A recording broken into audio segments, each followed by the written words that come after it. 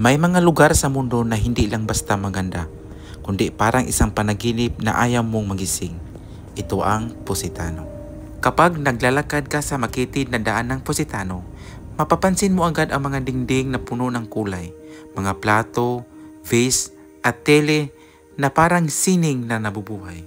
Pero alam nyo ba, ang mga ceramic na yan ay hindi lang basta palamuti, may mahabang kasaysayan ito na nagsimula pa noong panahon ng Romano. Noon, ginamit ang mga ceramic para sa mga simpleng bagay, lalagyan ng mga pagkain, langis o alak.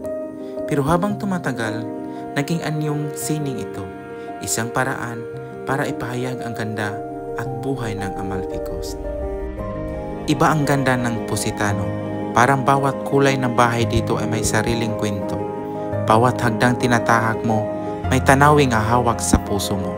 Ang dagat kasing asol ng langit, ang hangin may halong alat at pangarap.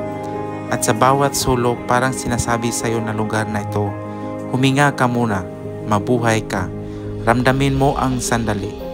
At dito nagtatapos ang ating paglalakbay dito sa Positano.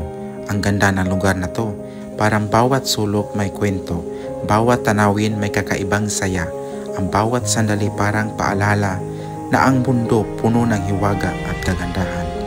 Sobrang saya kong maibahagi sa inyo ang karanasang ito. Sana kahit sa sandaling ito, naramdaman ninyo rin ang ganda at kapanatagan ng Positano. Maraming salamat sa panonood at hanggang sa susunod nating paglalakbay. Paalam. Ciao!